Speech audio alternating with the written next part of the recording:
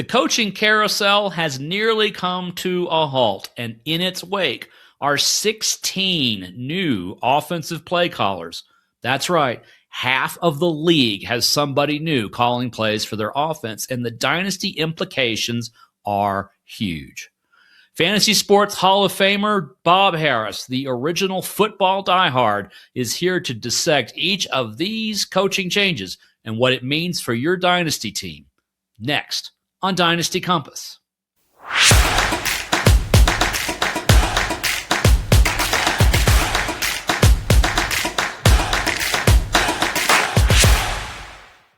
Welcome to Dynasty Compass. I am your host, Jeff Blaylock, the other Jeff B. from Football Guys. I'm thrilled to be joined today by the football diehard himself, my colleague Bob Harris.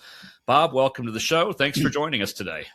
Thanks for having me on. I owe you about 8,000 visits for the guest spots on Sirius all year, so I'm here for duty, reporting for duty.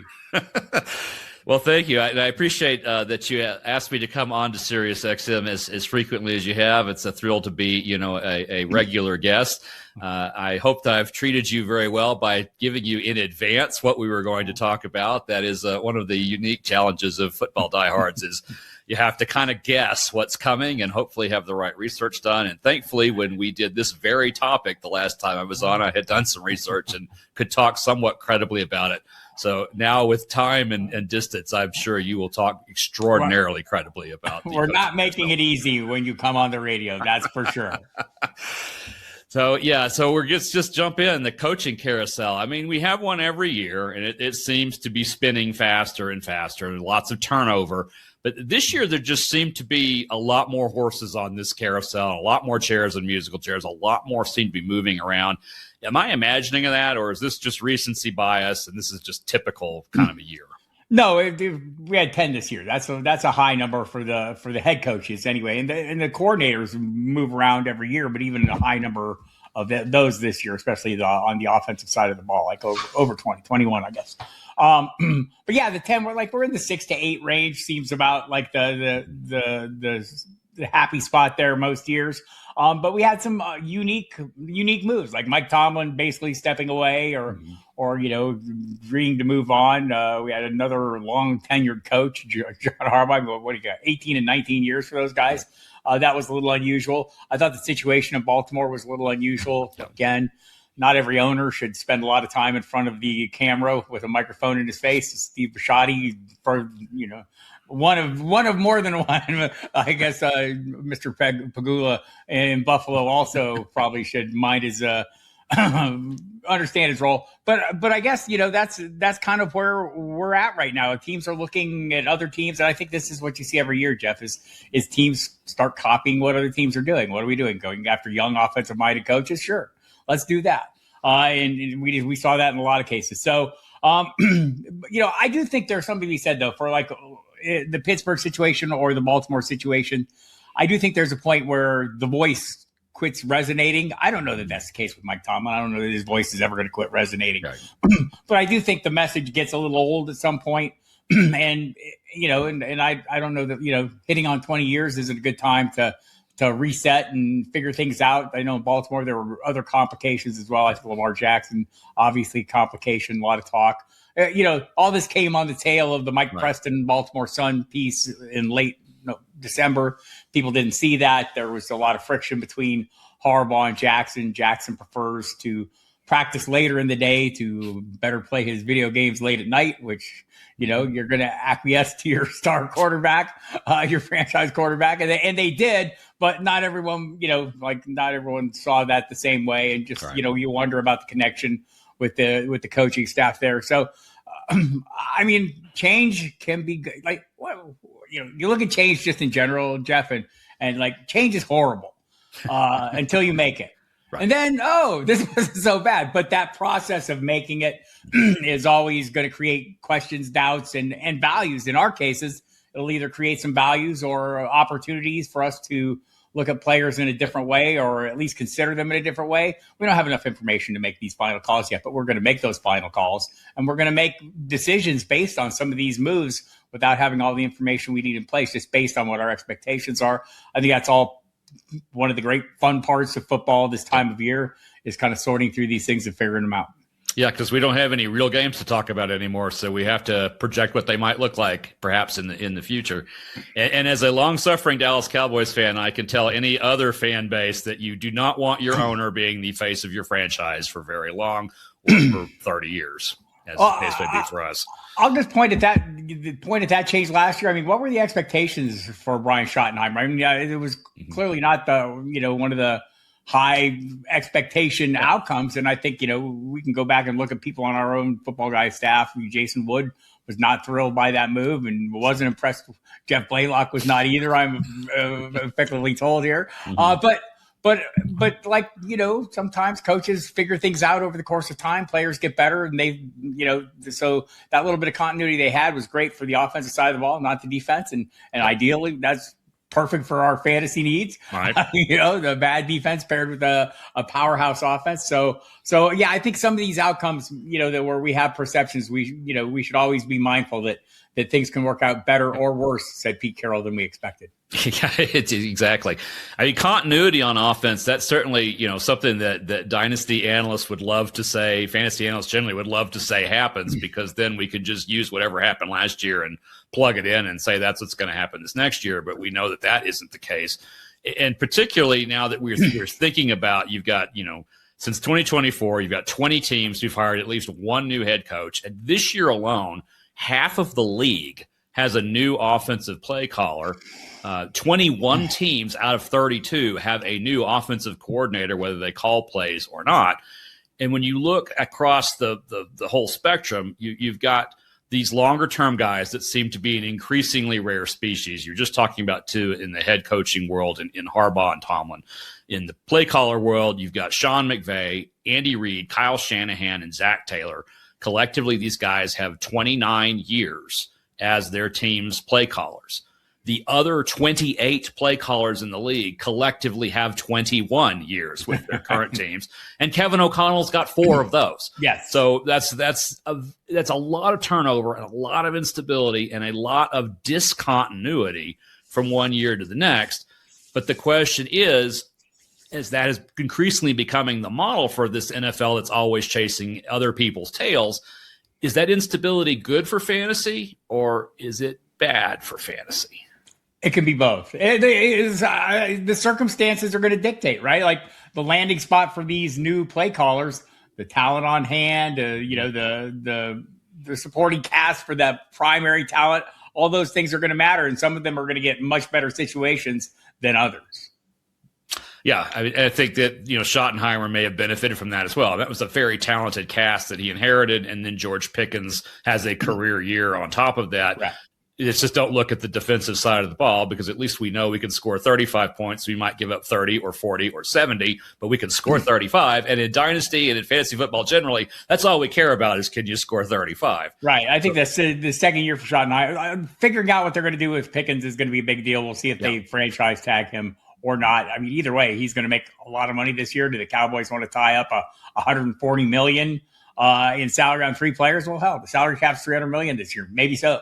Maybe so. Maybe they do some restructuring too. For those watching and listening, this show is being recorded on February 18th. So anything that we say or talk about, including whether or not Pickens will be franchised, may have been decided by the point you are watching or listening. He is supposed to be. Yeah, he is we supposed have to been be. told he will be. We are not oblivious to current events. We just can't be that tuned in to what may happen tomorrow or 2 weeks from now. But we do try. So speaking of not being able to see the future, we've got 4 first-time play callers, at least 4, but 4 that I was able to identify. That's in Baltimore. You've got Declan Doyle. You've got Brian Fleury in Seattle. You've got David Blough in Washington. And you've got Sean Mannion in Philadelphia, who has already done a 1-year experiment with a first-time play caller, and that didn't work out terribly well for them. Can we expect anything from these 4 guys in these offenses with these unknown play callers in place? Yeah, Doyle gets a good head start, right? Lamar Jackson is called. And we'll see Derrick Henry, probably be a factor as well. I have questions about the rest of the supporting cast. I mean, Mark Andrews getting up there. Zay Flowers is a very good player, who's not a very good player every week. Maybe that's a function of the offense and something that we can figure out. I like that Doyle had a year working at the side of Ben Johnson. Tanner Engstrad would like you to know that doesn't work for everybody. So as he was fired from the Jets after his first season. So look, I think Doyle becomes one of the youngest play callers in the NFL at 29 years old. Something like that. Yeah. Very young. So he needs a little bit of advantage. I do think he gets it. It's a decent offensive line. Starting point there is helpful. So, but Lamar Jackson's a difference maker. If he can make a connection with Lamar Jackson, they're on the same page. They get together and decide what the best offense or how this offense is going to be designed. That'll work out reasonably well. I think he has the pieces in place. We don't know if it will work out that way, but of all these guys, I think he has some of the best pieces to start with. Right. And, of course, in Seattle, again, you're inheriting a Super Bowl champion team, albeit with a potentially different roster because they've got some contracts they need to figure out, including Kenneth Walker III, who, because Zach Charbonnet was out in the playoffs but wasn't during the season, you had a fully healthy, fully charged Walker being able to be such a difference maker in the playoffs. You may not be able to expect that in the future, whether he's in Seattle or somewhere else. So you've got San Francisco's former tight end coach and run coordinator, very much off the Shanahan tree, Brian Fleury, now in Seattle. Do you see changes coming to that offense without whether or not Walker remains? Charbonnet may still be there as well. So do you see any changes coming to that offense? And if so, what's the kind of prognosis for the assets on the team from a dynasty standpoint? I think the desired outcome in Seattle was not a huge change from last year. I thought they might promote from within for that reason. They essentially did. Another Shanahan mind who has worked with Kubiak before, and a run game coordinator. I think they want to stick with the same approach. Keep some pressure off Sam Darnold as much as they can. He can turn the football over on occasion, 20 times last year, regular season. So, and keep the running game going. And we'll see. I still think we'll see if they keep Kenneth Walker. My feeling is they will kind of reach an agreement. The reporting is he won't get franchise tag. That doesn't preclude him from sticking around. I think it was Zach Charbonnet's, recovery from knee injury. That's going to be a bit of an issue. So they'll make an effort to keep him. But I think Fleury's in a good spot. There's a good cast. John Schneider seemingly realized last year that offensive lines do matter and put some effort into that. That's not been his history. He's willing to roll out with guys, off the street or just fresh off the tractor on the farm, wherever, he'll roll someone. So I think they're in a good spot. I think Fleury's in a good spot, and I think Seattle's still in a good spot with the talent on hand, assuming they keep most of the major pieces. Rashid Shaheed, also a guy that'll be a free agent this year. I don't know if he made himself any money, with his short tenure in Seattle. Maybe he follows, Kubiak. That's been his path so far from New Orleans to Seattle. Now Kubiak in Las Vegas. We'll see how that works out. But maybe they keep him. I think he did change the offense. Last year, he opened things up for Jackson Smith and Jigba noticeably when he came on, even if he didn't catch a ton of passes. He opened things up. So I think it's a good spot for Fleury. I don't know a whole ton about him, just in general. I know his path to success. I am familiar with the coaching staff there. Played high school football with the assistant head coach, Chris Verster, who's kind of been a big part of that offensive line and running game as well. And they kind of, this is kind of the program there, right? And I think you'll see the same thing we've seen with Kubiak taking it to other places. We'll see Fleury extend building on that in Seattle. Yeah, and we've had these two examples. Baltimore last year, the offense wasn't great, but I mean they have historically been pretty good, at least from a fantasy standpoint. Seattle, of course, just won the Super Bowl. So you have coordinators who move on, in part because of successes of their offenses. Then you have coordinators who move on because the offense just wasn't good enough, fast enough. And I think that was definitely the situation in Philadelphia, where they brought in former Packers quarterback coach Sean Mannion. Now, Philly, as I mentioned in the top, experimented with a first-time play caller last season. The results were quite underwhelming to the point that the fan base and others were screaming for Sirianni's head. It's like, the dude just won you a Super Bowl. Calm down. Different outcome this time in Philadelphia, or more of the same question marks with that offense? Well, they've gone to the Dak Prescott school of every other year in Philadelphia, right? Like they get it right every other year. So I'm hoping this is the year. This seems like a little bit of a reach for me. We'll find out soon enough. I don't feel great about the changes that are coming with Mannion. which are the changes to the offensive line. They lost their offensive line coach who and mostly because Mannion wanted to bring in his own people who are familiar with the scheme he wants to employ. So I thought that other scheme worked pretty well when it was working. So, but it didn't work well last year, right? So we got to be honest. And there were some injuries and reasons for that. And we'll see if he can keep Jalen Hurts on point. You know, how much of a factor will the tush push be? I mean, that's been a huge part of Hurts' value is his scoring and, you know, in red zone situations. So this is a lot of questions to me. This is the year they get it right. If we go back to the past, you know, we go back from every other year. Right. Every other year. And so this feels more Brian Johnson than it does Kellen Moore to me, you know, just on the surface, but I hope I'm wrong. The talent, obviously there, that's the big key. I mean, the offensive line wasn't great last year. Lane Johnson, I think he said he's going to return. I believe he did. I mean, the pieces are in place there for this to be a phenomenal offense. We'll see what happens with A.J. Brown. You know, a lot of discussion about what his, you know, future holds and would they be willing to trade him? I suppose they would if they got a huge haul, but also probably be perfectly fine having him. You look back last year, I think some of the outcomes, you know, it seemed there was a point in the season where it seemed like A.J. Brown was going to be a huge disappointment. In the end, he ended up returning almost exactly what his ADP was. Right, finishes wide receiver 11 or 12, and that was right where we were drafting him. You know, and Lad McConkey wishes he could have had that level. And, you know, the guy that we were drafting in the same range.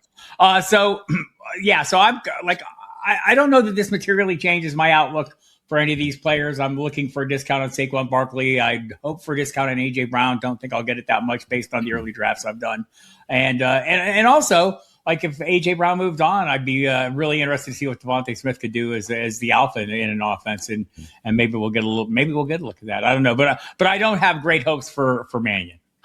Yeah, stick with them for just a second because you and I both during the season, particularly early on and in the preseason, were very much on the Jalen Hurts is a better passer than people think he is. He just has not had to be before.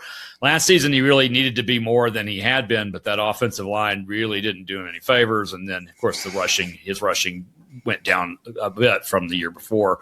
Is Mannion being a former quarterback coach? Is he the kind of guy who might be able to bring that passing game that you and I think is there, bring that back into the play, especially if Barkley looks more like last year's Barkley and not the Barkley of 2 years ago when he was setting records.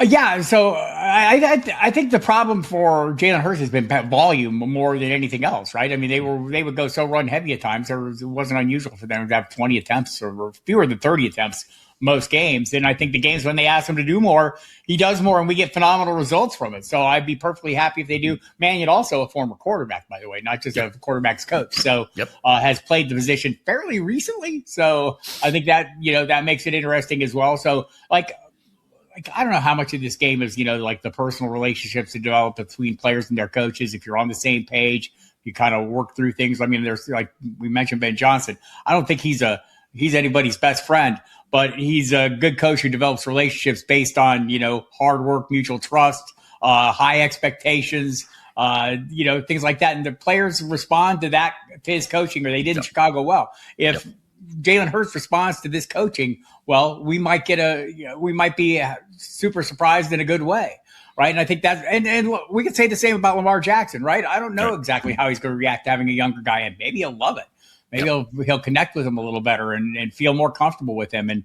And so, I mean, those are the things we're going to have to find out. OTAs begin soon. Mini camps will begin shortly after the draft. And we'll start getting a feel for that flavor. But right now, based on the flying blind aspects, we're looking at the pieces in place and kind of assessing what they're capable of.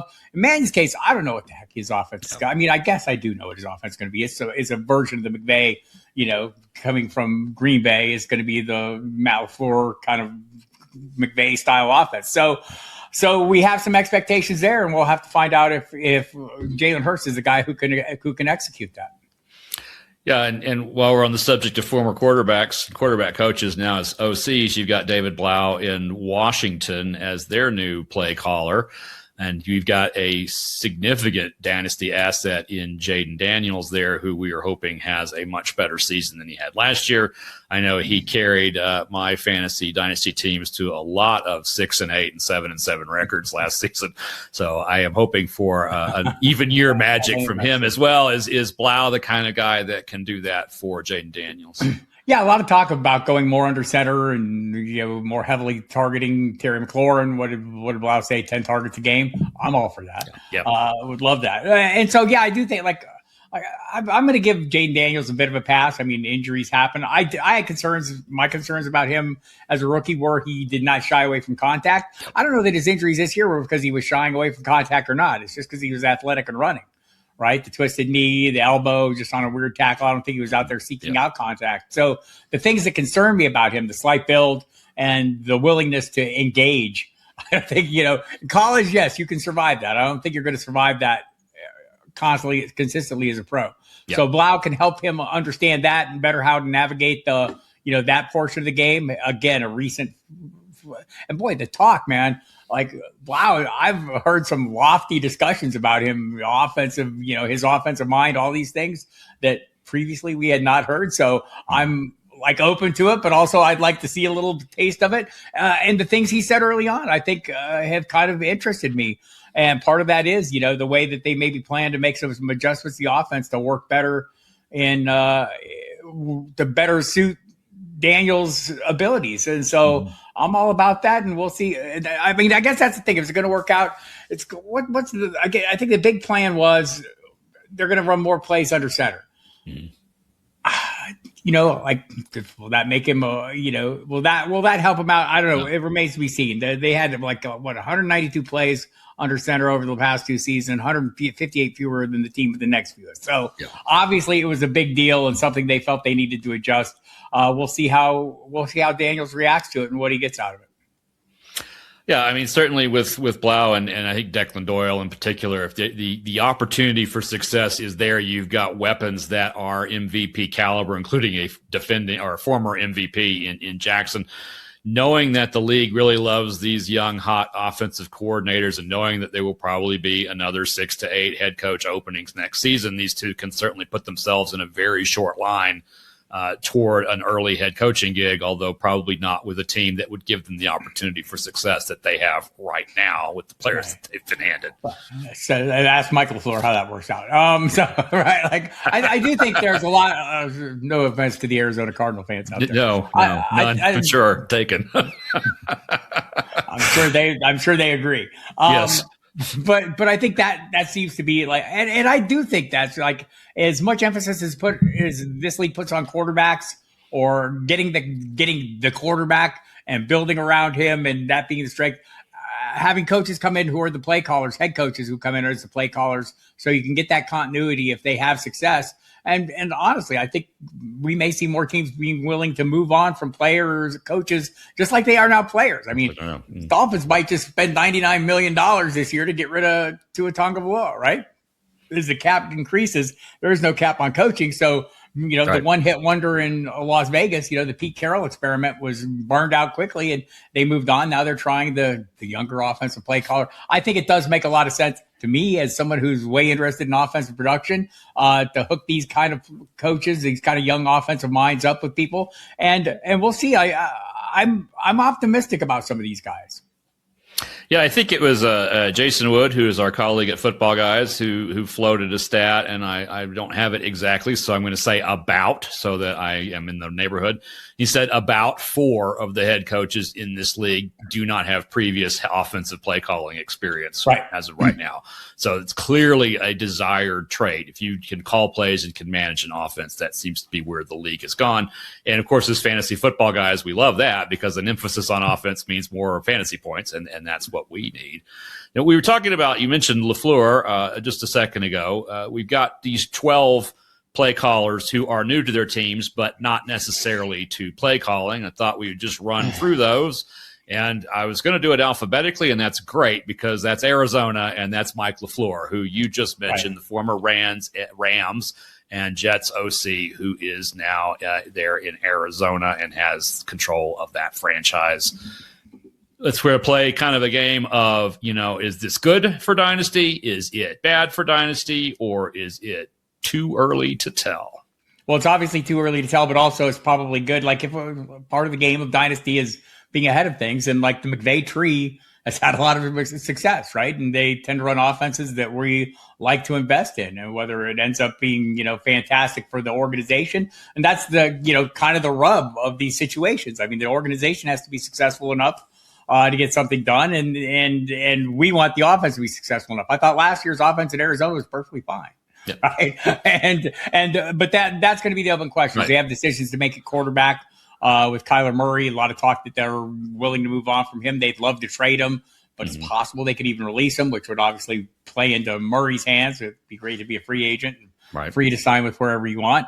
I don't know if he'll get that. And then what they do with the bridge quarterback, Jacoby Brissett, more than served our needs last season. Over the course of his starts, he was, quarterback one, almost put up quarterback one numbers, the top 12 numbers almost every single week, and did great things for Trey McBride, Michael Wilson.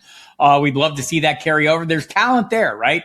We saw it. I mean, maybe some untapped talent that we learned about in the form of Wilson. So we'll see what the backfield looks like. I'd like to see more about Trey Benson. I'm interested in him.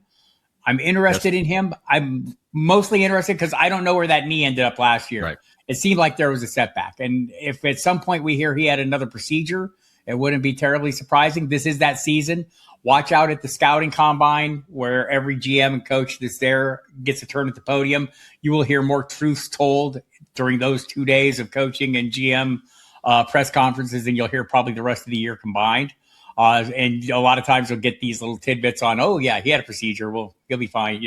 So we'll see if that's the case with Trey Benson. It seems like James Conner's future is up in the air, probably as it should be. Yep. Beyond that, I mean, Marvin Harrison Jr., our friend Matt Waldman, our rookie scouting portfolio colleague, will tell you he's got to cure the clap attack issues that he's having right now. We've seen, like Quentin Johnson seems to move past him. Coaching and effort, can take care of that, and all the other skills are there for Marvin Harrison. But in the meantime, Michael Wilson's a hell of a player, and it just reminds me of going back to serious coverage of the draft the year he came out. That was Jeff Mann's favorite wide receiver. Right. In that class, he loved them. And so there's a lot of talent there. I do like some of the offensive line has they got a great young tackle, Paris Johnson. So, I mean, I think they've got, I like the pieces, right? Like a quarterback needs to be figured out. I think Jacoby Brissett could be a bridge. We'll see if the Cardinals think that. I mean, he is an older guy. They were 1-11 with him as the starter last year. Whatever it was doing for us, it wasn't doing great shakes for the Cardinals, but that's to be decided. So the issues at quarterback will continue, but I think from a dynasty perspective, I think this move is good news for Trey McBride, who, look, we're going to be paying the historic premium for him no matter what. Yeah. Coming off the season he did, is he going to get 169 targets every year? I don't think so. But it's in his wheelhouse. So, we're going to be locked in on him as one of the elite tight ends. Marvin Harrison Jr., just based on his pedigree coming in and the talent coming in, we're going to hope he improves. I might be looking to buy him if I thought there was an owner who felt like they weren't getting what they wanted out of him or were discouraged by Michael Wilson's ascension. That might be a place where you could make a little ground. I think that's all we're looking for this time of year, right? A little bit of a discount or a little bit of a chance to cash in on somebody. And so I wouldn't be averse to cashing in on Michael Wilson if I had him. If someone came and offered me the right compensation, I would probably be open to that as well. Not knowing how the quarterback's going to play out, I think there's still a lot of uncertainty in the outcomes there. Yeah, Arizona was just a fascinating case study in how dynasty managers could read tea leaves and capitalize, because Brissett and Wilson both were largely available on the waiver wire or deep on somebody's bench at the beginning of last season, and then they became potential league winners for people who picked them up. So certainly an offense to watch with that, and the question of quarterback, because if Brissett is not retained, then he becomes startable somewhere else, and a much cheaper option, I would imagine, than Tagovailoa or Murray or some of the other quarterbacks whose hold on the starting gig is a bit more tenuous, which leads us to Atlanta. And I'm not saying that Michael Penix Jr.'s hold on the starting gig is necessarily tenuous, But it's do not have firm. It's not firm either, and we've now got Cleveland's former OC, and Cleveland's OC has experience with having 11 quarterbacks in the room and picking Jacoby Brissett, one of them. Jacoby Brissett was one of them, and that is Tommy Rees. I don't think Reese worked with him, but certainly he's been through the Cleveland mill. Reese comes into a good situation. Number one, Kevin Stefanski's, the architect of the offense, and will take over the play calling if you give him reason to, right? We've seen that before. And he handed it over to Reese, and I think that's probably, the wise choice. But again, he comes in with the advantage of some high-end talent at a handful of positions and a great offensive line. So I think there's some, or at least the personnel on the offensive line to be great. Getting the band back together up front with Bill Callahan, I think that's a huge plus, right? A huge coaching plus. I know it wasn't great for you people in Tennessee, but Bill Callahan had a great run in Cleveland and is, considered one of the best offensive line coaches in football. I think Matt Biondi kind of put it like our guy at Football Guys kind of put it like it's like a 1.5 at coach, right? Like you just bump everything up. So I think that works in their favor. They've got great receiving talent. We'll see what they do with Kyle Pitts. That'll be part of this equation. No tag for him as of today. We're just 2 days into that open window. So as we record this, so we'll see if that comes. And look, we finally got what we want out of Kyle Pitts. That Kevin Stefanski offense could lean heavily on the tight end or at least make good use of the tight end. So I'm optimistic there if he sticks around. I'm going to continue to be in on Drake London, regardless of the quarterback. And if it's Michael Penix, even more so, right? I think that's what you're looking for. And of course, Bijan's going to be fine, probably maybe even in a better spot if Tyler Algier moves on as a free agent. Yeah, and we hope that Pitts is not like the Olympics and comes once every 4 years, because that would be somewhat disappointing as those of us who have been on the Pitts bandwagon at some point are like, hey, okay, yeah, that's back to normal. But you said words that are not normally said in the English language, and that is successful run at Cleveland, which you mentioned just a moment ago. So let's move on to Cleveland, where you now have Todd Monken, Baltimore's former offensive coordinator. And we talked about some dysfunction there in Baltimore that has lots of palace intrigue that most of us will never be privy to, but clearly a lot going on behind the scenes there. Monken lands in Cleveland, and we've talked about guys coming in with successful talent and opportunities around him. Now we're going to talk about Cleveland and what is Monken's outlook there. Oh, it's Cleveland. That's what his outlook is, right? So, the issue that's been an issue in Cleveland since they returned to the NFL has been the quarterback, and that's doesn't appear to be any end to that we can tell. To the point where it's not unusual to hear people discussing the possibility of Deshaun Watson being the starting quarterback for this team with a straight face. And some of those people are the people who cover that team on a daily basis. And certainly they've learned and they've become cynical as they can be. But the talk was that Watson returned to workouts late last year and looked like the best quarterback on the field. Well, that's a low bar. I get it. Yes, not surprising. But also, the investment in him is not going away. Right. So if you thought that a change in coaching or whatever can make this work, but in the meantime, that's going to be the big problem. They brought in the run game coordinator from Baltimore as the offensive coordinator. I think that, maybe bodes well for Quinshon Judkins, but his health is still an issue, right? So we have to get questions about that. The offensive line is still questions there. The supporting cast, David Njoku has said he will not be back. I love Harold Bannon, probably regardless of the situation. He just seems like an outstanding chess piece that I'm pretty sure Todd Monken will pick up on pretty quickly and probably already has, and go from there. I think, from a dynasty perspective, that's the lone piece that I think anyone's going to have interest in is Harold Bannon Jr. And I don't think, if you're looking to gain some kind of edge on this, I don't think you get any edge. I don't think his value. I don't think you're going to get anything for trading him right now. Right? The value's not going to be high given the uncertainty. You don't want to give him away because of that. So, he seems like he's going to be a hole for me. And outside of that, Quinshon Judkins, his health is going to be an issue. The workload probably will not as long as he's healthy. So I think he's probably the only other guy on the team that I have a ton of interest in. Yep. Sorry, Jerry Jeudy. I don't mean anything by this. It just hasn't worked. And until I understand what the quarterback situation is, or until Jameis Winston is back as your signal caller, sir, I'm going to be off your bandwagon. Bring Jameis in. He is one of the best things that ever happens to fantasy assets is having Jameis Winston back there. Yeah, so swapping quarterbacks doesn't tend to work out very well, or trying to get someone else's cast off, but it happened to work great in one instance, which was between Detroit and the LA Rams. So you've got Jared Goff still in Detroit with an unquestioned hold on that quarterbacking spot, and that offense very talented. You have Arizona's now former offensive coordinator Drew Petzing coming in to work with Dan Campbell in that offense.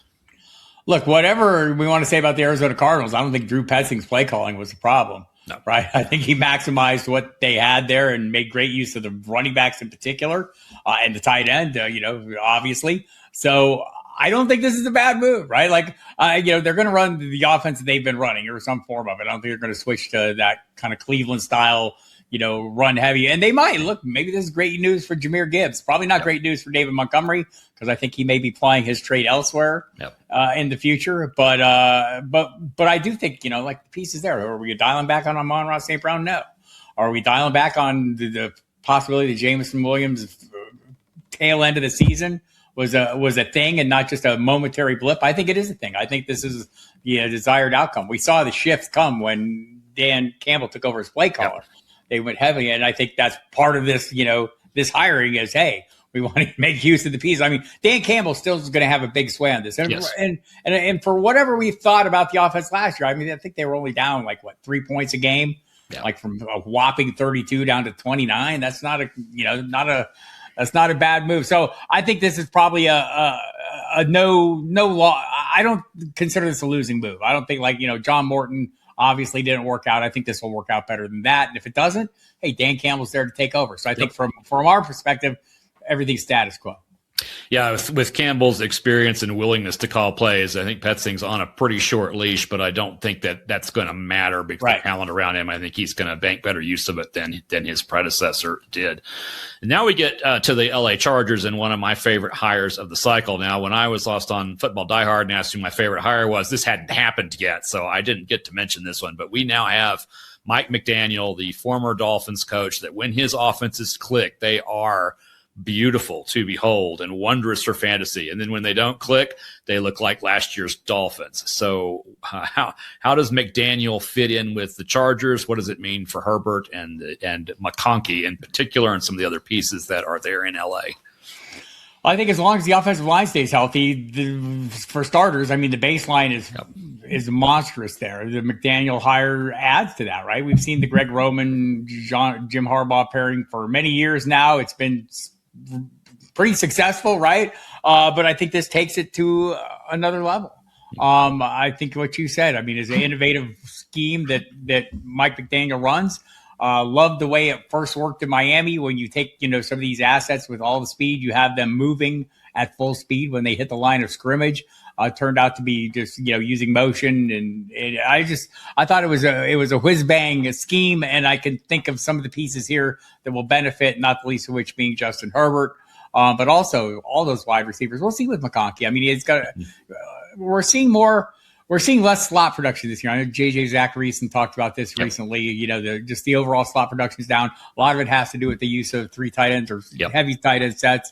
And so maybe we see more of that. I don't know if that's going to be the case for the Chargers. So I think I'd be looking to buy McConkey right now based on just the disappointing season alone. And maybe you don't get that because everyone's going to see the same thing we're seeing, which is, hey, optimism for a turnaround. I don't know if he's ever going to be that guy, though, in this offense that we drafted him to be last year. I just don't know if he's going to be an alpha wide receiver or where we were drafting him in the middle of the second round. The numbers might be solid, but I don't know if we should be drafting him that high. And I don't think we will be this year.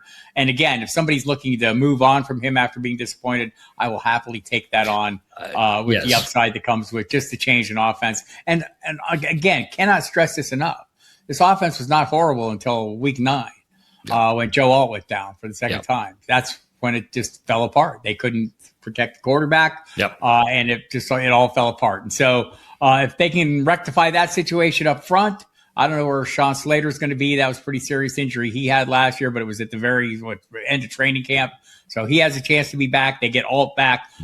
That's that's a huge bump alone without even taking the coaching into account. Right. Maureen Hampton's at a really good spot.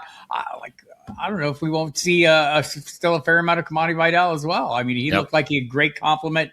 But I know a lot of people have really high expectations for Hampton this year. In the first serious host draft we did, I think Howard Bender took him with the 4th pick overall. Wow. Amari Hampton, which is a little aggressive for me, but also I think you could make the case it's not indefensible. So a lot to like in LA with Mike McDaniel coming in there. Well, and I'm a believer too of get your guy. So there's a great chance that Hampton's not available when the 4th pick comes back around as the 9th pick in the next round. So you just go ahead and get your guy.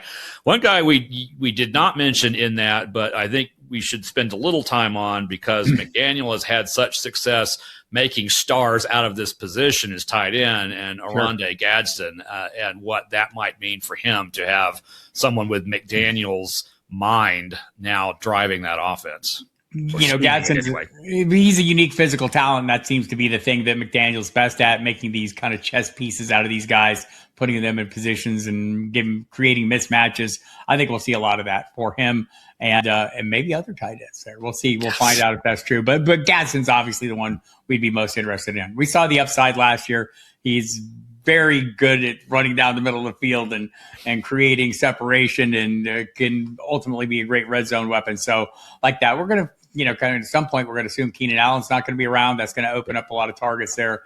So I would expect a big leap for Gadsden with or without the change of coordinators. I would expect the development, but obviously McDaniel's history of making these guys, look what he did with a narrow band of Darren Waller last year at like 80 years old. No, right. Overstating the case, but he is more than capable of scheming up ways to take advantage of these unique physical talents. Yep. Let's move on to elsewhere in that division to Las Vegas. We've mentioned this name a couple of times, and where we also had to talk about coordinators we don't know a whole lot about. We know a whole lot about Klint Kubiak and the styles of offense that he runs. Another sort of unsettled quarterback situation, at least to the extent that you ask yourself, is Mendoza going to start week 1, or are they going to try something else and bring him on later in the year or next year? Las Vegas, Klint Kubiak. What are we looking for there? We're looking for Mendoza to be the day 1 starter. I mean, I don't know how else you would do it at this point. Matt Waldman again, somewhere out there is ears are burning because that would not be his desired outcome. He would like to see every quarterback get an opportunity. You're not going to see him get an opportunity, but you'll see him come into a situation where they're going to lean heavily on the running game. They've got to work on their offensive line. That was a big, huge problem last year. They bring in Rick Dennison, a long-time, highly successful offensive line coach, not as successful a play caller, and he won't be doing that here. He's running the offensive line. That to me is the starting point for all this. There's some super talented players in this offense in the form of Brock Bowers and Ashton Jeanty. We'll see if maybe there's moves to be made at wide receiver. I don't know that the Trey Tucker, Jack Besh duo is the duo we'll see. And, the free agent class is not overwhelming, right? Outside of I think people are going to be paying a lot of money for Alec Pierce. I don't know if the Raiders will be that team, but they have a lot of money. So beyond that, I look at the list and I mean, is anyone super intriguing? Wan'Dale Robinson, Deebo Samuel, Shaheed maybe makes sense. Tyquan Thornton, I think, is going to get some interest. Brandon Ayuk is going to be out there. Is he a guy that you would maybe want to try and rehabilitate his career? Tyreek Hill now available. Is he a guy? I mean, I don't know. You got Trey Tucker. Why do you need Tyreek Hill? You got a really fast guy who's maybe less trouble. Calvin Ridley's getting up there in age. I don't know that he'll be really appealing. You trade for A.J. Brown. I don't know if that goes. Keon Coleman probably available in a trade. I don't know if he's the piece that's going to set that off. So I think there's still some answers to come at the wide receiver position. But the guys that we're interested in, I think Ashton Jeanty and Brock Bowers. Brock Bowers is just a different cat, right? I mean, I didn't have a lot of them last year because I hate paying the historic premium.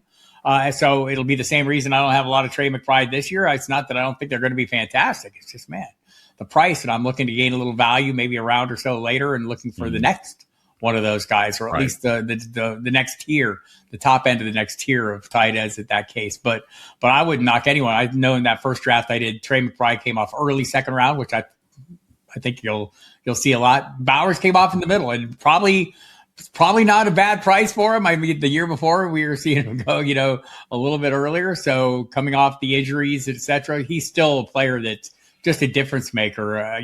Truly the alpha wide receiver on that team and capable of being that. Whoever they add or don't add or whatever moves they make, Brock Bowers is just a different level of play at that position. Yeah. Absolutely. Yeah, I think that this is, to me, one of the most fascinating things to watch in the offseason is what does Las Vegas do with that offensive line? Because we know that Mendoza is not the best when he's pressured, that he's not the most mobile. He is noble. He is not the most mobile guy. He's not particularly great at creating things off script and off camber.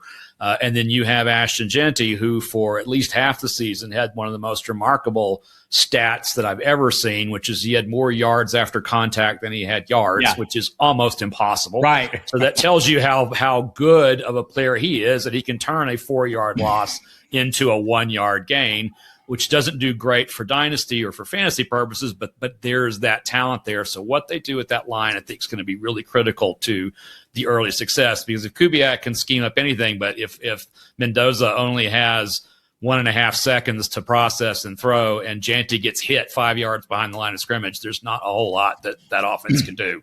Yeah, it wasn't until he broke out, kind of had the big week 4 against Chicago, who was horrible, and that flopped those numbers. We know if you give Ashton Jeanty an opportunity, and maybe we won't be as interested in how he stands before the snap or what his personal preferences are for playing. We'll just let him play football. That wide zone scheme that Klint Kubiak brings in, I think that'll create some lanes for him, and we'll see if he's as patient or under as Kenneth Walker. But I think he'll be perfectly fine. If you're looking at guys with superpowers, his superpower is breaking tackles and giving him an opportunity to do that somewhere beyond the line of scrimmage is a good plan. That'd be great. Let's head over to across the country to Miami. We've got Houston's former offensive coordinator, which should already start scaring some people in Bobby Slowik. Are you more optimistic about him in Miami than, say, I am, based on what Miami has, their odd quarterback situation, and Slowik's record in Houston with that offense? So Slowik's record in Houston was not horrible. It was his relationship with C.J. Stroud that was. So ultimately what did him in? I mean, C.J. Stroud had his great rookie season under Slowik, and so maybe that was a one-hit wonder kind of situation. Bobby Slowik was a head coaching candidate after that season, right? Yeah. And maybe the reason, maybe we all now know why he didn't get a head coaching opportunity. But seems like a team that's taking it down to the studs, right? This is a total rebuild. You hear Heffley comes in there, the new head coach, with the mandate to be to create a more physical team, right? And so I don't know how enthusiastic I'm going to be about anything on this offense. I mean, look, in Dynasty, am I looking right now to see if people are willing to sell Jalen Waddle at a discount? Yes. Mm-hmm. Beyond that, no one's moving from Devin Achane, and I'm not moving him. If I have him, if they're going to be running more physical, I know the new GM there, John Eric Sullivan, basically said there was 5 pieces that they were going to build this team around. 3 of them were on defense. 2 of them were on offense. It was Devon Achane. Even though he's not the big physical guy, he gets the job done. And Jalen Waddle are the 2 pieces they're building around. We'll see what the quarterback situation is. It makes perfect sense for it to be Malik Willis, given all the Green Bay ties of everyone coming over there. He'll be an unrestricted free agent, so he's going to make a ton of money. He might as well make it from Miami if they have any left over from moving on from Tua Tagovailoa, which will happen at some point, one way or the other. And I saw just some discussion this week about their willingness or potential willingness to just eat that $99 million and get it off the books and move on, and this be a total rebuild year. And I think the Dolphins know where they're at, and we should know as well. There are a couple pieces there we're going to be interested in. How they end up faring is going to depend on whether the offense can stay on schedule. Getting a good young quarterback like Willis might help in that regard, but I don't think you're going to expect super high-end production in general from this offense. But we all know, when you're out there drafting players in what I would consider not good offenses, skim the top, and you're probably going to be okay. There's still production. Even the worst offenses get something done. So I would say the Waddle, the Achane Waddle level is the tier that I'd be interested in. One of those, I think I could maybe find a discount on Waddle. I'll be out looking for that. Yep. So now we'll move away from kind of that trend of the younger coaches to some of the more retread kinds of coaches with the Giants, the Jets, and Pittsburgh. Matt Nagy, Frank Reich, Mike McCarthy, respectively, all of whom have at least 3 or 4 stints as an offensive play caller or head coach somewhere else prior to joining these teams. Any optimism for the offenses at all in either of the New York teams or in Pittsburgh? Half of them, half the New York teams, and not really in Pittsburgh, right? Until we see some, like I do think Mike McCarthy, an offensive minded coach. They haven't done that in my lifetime. I guess Chuck Noll, so it's been in my lifetime. But the two before that, defensive minded coaches.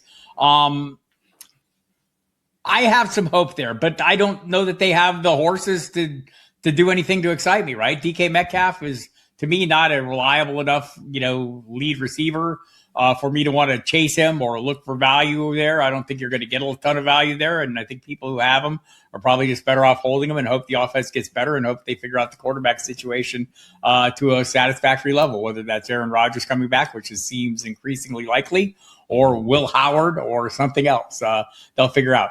The Jets, I have zero hope for. I just don't. I mean, maybe they get a Kyler Murray. They land a quarterback somehow that can change their fortunes to some degree.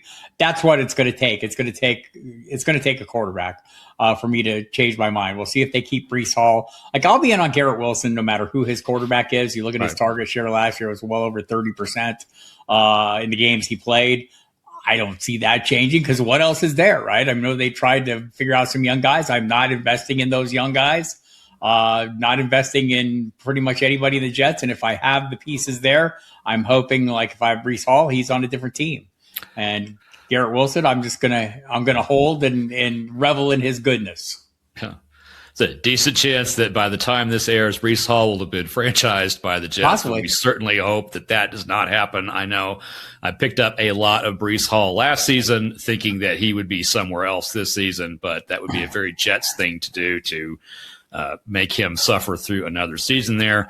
I agree that a quarterback, getting a successful quarterback can change the fortunes of the Jets, but I think the only thing that will really change the fortunes of the Jets is to get a better owner than who they have right now and get a better They're not getting structure in place. But that ain't happening. And as a Cowboys fan, I can tell you that you can go a long time wishing for something like that, and you ain't gonna get it. And I think the other New York team, I mean, they have the other New York team has assembled a good cast of young, talented players.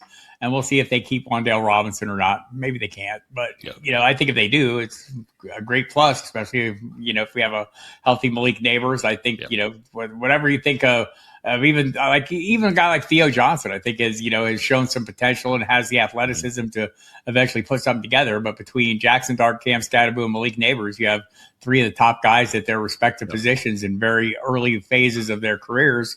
And dynasty investors should not let Matt Nagy scare them off or herd them towards. I think you should just, you should play that talent at the moment, and we'll see what happens with Mr. Matt Nagy. The Chiefs' offenses have not done well, but I mean, he hasn't been the play caller, right? He hasn't been the play caller. Yeah. With him as the coordinator, I should say that the Chiefs' offense obviously is pretty damn good. But Andy Reid's always been the play caller, and that's going to continue. And maybe his energy levels. You listen to what Patrick Mahomes and Travis Kelce say about Eric Bieniemy returning and how much they love his level of energy and things like that. Maybe that just wasn't the connection that Matt Nagy had. We've seen Matt Nagy coach at a high level in Chicago. He was the AP Coach of the Year one season there. So it's not like he's totally incapable. So I have some optimism here. I like the head coach. I think they did a good hire there.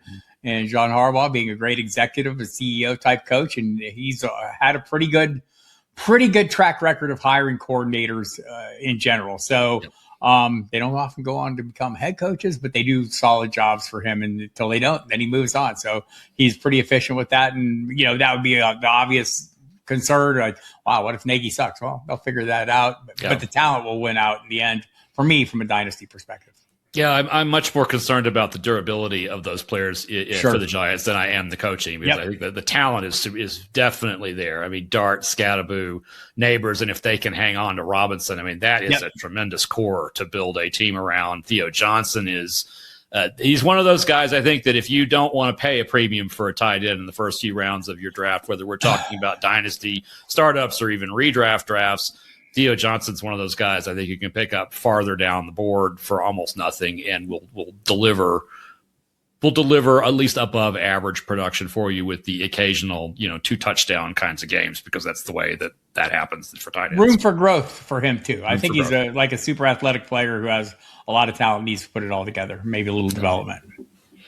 We got Zach Robinson coming into Tampa Bay, former OC at Atlanta, which sometimes has Kyle Pitts working and sometimes doesn't. Former pass coach for the Rams. Any hope for resurgence in Tampa Bay of that offense of Baker Mayfield, of Bucky Irving, and of whoever veteran receivers are still hanging around when the season starts? So I feel bad for Josh Grizzard being the guy who got stuck with the season when Baker Mayfield, to me, didn't look healthy a lot of the year. And I think we've heard more about that since the season's over. Zach Robinson may be the guy who benefits from that, right? Just like Dave Canales and Liam Cohen did, although Liam Cohen going on, immediately to have some success. And I guess, to a degree, Dave Canales is as well, at least relatively speaking, with the talent on hand. But I think Baker Mayfield can carry an offense. I mean, I think he's proven that. So he needs to be healthy. We'll see what the supporting cast is. I don't know that I'd give a huge knock to anything here based on Zach Robinson's hire. I don't, on the other hand, enthusiastically feel like I need to run out and acquire any pieces that I don't already have based on the arrival. It feels like a lateral move to me. I could, all due respect to Josh Grizzard, I just don't think he had the ideal circumstance of a healthy Baker Mayfield. I think that makes a huge difference. And you could look at, the times, the early portion of the season, Baker seemed to be right on point. Yep. Everything was working perfectly fine. And then there came a point where he got really beat up. I think it was against Detroit, the same game that Mike Evans got hurt in, that it just started going downhill. So I'm hoping for the best there. Not out to acquire anybody. We just heard that Bucky Irving had a procedure on his shoulder.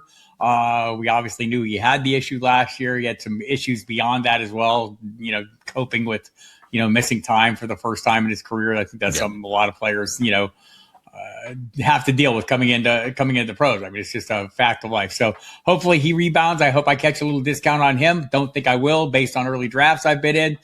So I think there's nothing I'm looking to leverage in Tampa Bay right now, other than, maybe people giving up on Mike Evans now that he says he's going to return.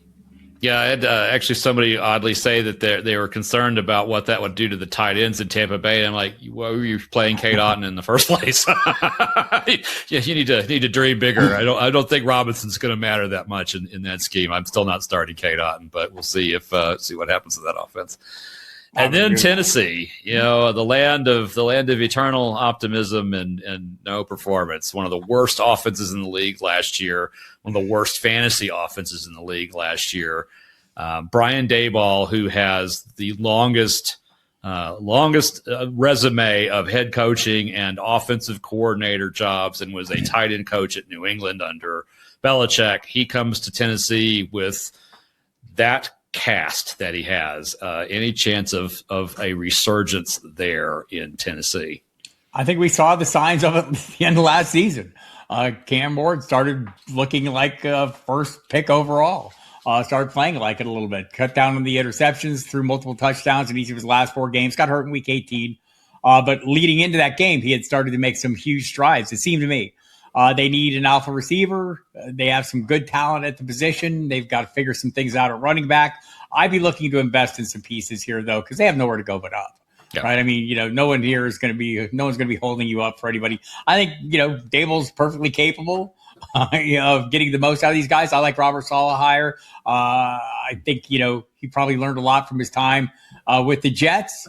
I like the energy he brings to a team, and I think he's probably in a good spot, or a better spot in Tennessee than he was in New York. And I expect a higher level of success there. And look, they've got to work on their offensive line as well. Again, need some more talent at wide receiver. They've got to sort things out at running back.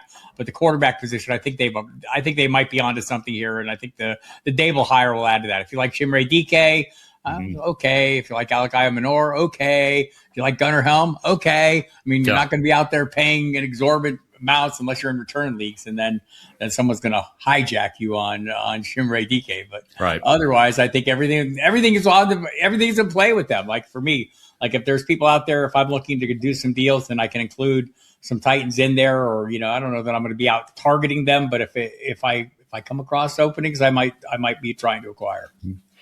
Yeah, they seem like fairly, low risk, potentially low to middle reward kinds of players to pick up. But the fact that they're inexpensive, most likely you can park them on a bench if you're not having to rely upon, Chimere DK to be for you what he is for Tennessee, which is the wide receiver one. If that's where you are, then you will have the number one draft pick in 2027. Yes. And then you can get that receiver that everyone's talking about with the number one pick and be quite pleased with that.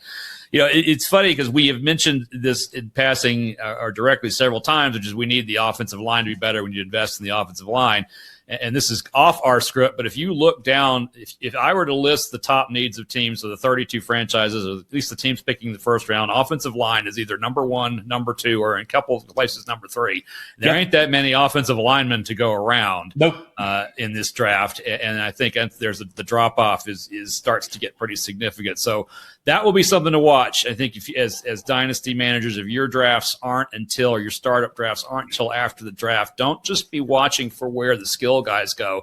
See who's actually able to improve that offensive line, because that's going to drive a lot of value either in or out of the skill players that are behind that line. Yeah, watch free agency too.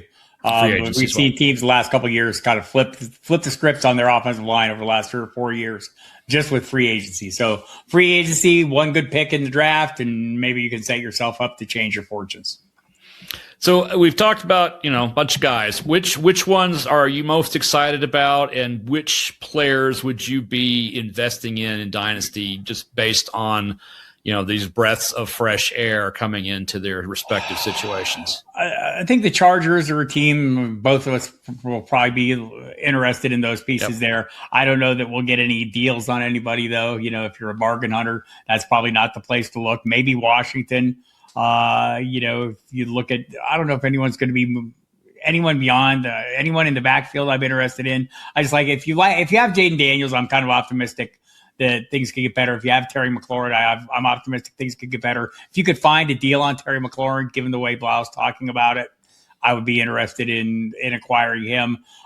I don't know if everyone else that we're playing with isn't paying attention to that and didn't hear the same thing and has the same hopes. If nothing else, a healthy season where he didn't start out with a month-long holdout would be a great step up for him. So I do like a lot of those situations. I don't know if I'm enthusiastic about, out there acquiring any Ravens, any Seahawks other than Jackson Smith and Jigba, who you're not getting. You either have to have him or you're going to have to happily watch someone else enjoy him. Philadelphia, I might be making moves for Devontae Smith. Almost, he's a solid play either way. He is what he is, but he has the opportunity to be more if they move on from AJ Brown. So that might be worth a speculative kind of play if it's not too expensive, but it might be. Arizona, I like all the pieces there that we talked about. The 3 receiving assets are all great pieces. We'll find out about Trey Benson. So I just think if you're out there looking to leverage some pieces, it's the Chargers that I'm most interested in. I don't know if you're going to gain a lot of ground with anyone else, but the Titans and the Giants, the younger guys on those teams who have a lot of room to grow. Yeah, certainly. If you're in leagues and you play your league mates as much as you play your own players, if you're in leagues where you've got box score warriors and people who take what happened last season as indicative of what's going to happen next season, there's a lot of opportunities with some of these offenses that struggled last year, either because of injury or management incompetence or just not having enough talent. The talent that is there can still deliver. And so those are some opportunities, I think, for anybody. Who are you trying to trade away, if you can, preemptively with some of the coordinator changes that you're seeing? I don't know that anyone I feel like anyone I want to move are people that are so obvious that it's going to hurt. Do I think I can get something for DK Metcalf? On the hopes that this offense is going to get better and the hope that Aaron Rodgers is going to return. If I could do that, I'd probably be looking to move on from him if I could. If I thought I could get a ton in return for Garrett Wilson, but I don't know that you will, just because of the circumstances, him coming off the injury. And if it is, a bunch of a bunch of people who are watching the box score. They're not going to realize what a big part of that offense he was, even with horrible quarterback play. So I don't know if I don't see a lot of people I'm looking to move that, because I don't think I'm going to get anything for them. I think in most cases I'm not going to get value for players. Yeah, that's we both play with a lot of savvy players. And actually had someone ask me about a week ago. They said, well, you're in some industry leagues. That must be they must have some of the coolest trades and the best things that go on there. I'm like, actually, it's pretty dull. We don't make any trades at all because we all know what each other's up to. Right, there's no one you're fooling or getting ahead, getting the jump on in most cases. Yeah. And that's the thing. I mean, there may be, I think the thing you look at this time of year, Jeff, for me, is developments or news. The news will drive values, right? Mm-hmm. Like if we hear somebody had a procedure that we didn't know about. Oh, wow. Maybe there's an ancillary piece that gains value or that piece loses value. Mm-hmm. I'm looking for developments or news out of mini camps when we hit May, like, oh, he's not getting many turns, or, oh, wow, he's getting all the turns, things like that. Yep. That's kind of where you start finding like maybe some little creases and some places where you can take advantage of. I think we're a little too early in the process. There's obviously, big changes, but we need some more changes to take place before we can truly assess the values or at least to have, look, we can truly assess the value at any given point in time. But the more data points we have, obviously, the better we get at that. Yeah, and certainly, the opinions expressed today may change a lot between now and the start of the season, or even the next hour or two. I haven't looked at Twitter since we've been online. There's no telling. I've been glancing. Nothing that would have changed anything. Very, very good. Bob, thanks so much for joining me this week. This has been fantastic. Before you go, tell the folks where they can find you if they want more of your incredible wisdom. Everything is available right now at Football Guys. The weekly notebook comes out every Monday. You can get it in the daily email update, so sign up for that. Serious shows on hiatus. We'll be back for draft coverage in April, then back to our regular daily nonsense once we hit July. So look forward to that. And in the meantime, look forward to figuring out some of these intense issues that we've been discussing the possibilities of. Again, look forward to the scouting combine because we'll hear a lot. We can start making some better informed leaps and assumptions as we go through that process. Well, then I know to clear my calendar from July on and a little bit around the end of April. So I will make sure that I do that. Bob, thanks so much for joining, and thank all of you for watching or listening today. Whether you're on YouTube with us or on Apple Podcasts, Spotify, or your favorite platform, please please subscribe. The best thing you can do for the program right now to help us grow is go over to Apple Podcasts and give us a nice 5-star review and a 5-star rating and a review. That would really help us grow over there on that platform. And I will be back next week with another guest. We're going to have a fabulous conversation about a way too early rookie draft. We'll do that next week on Dynasty Compass.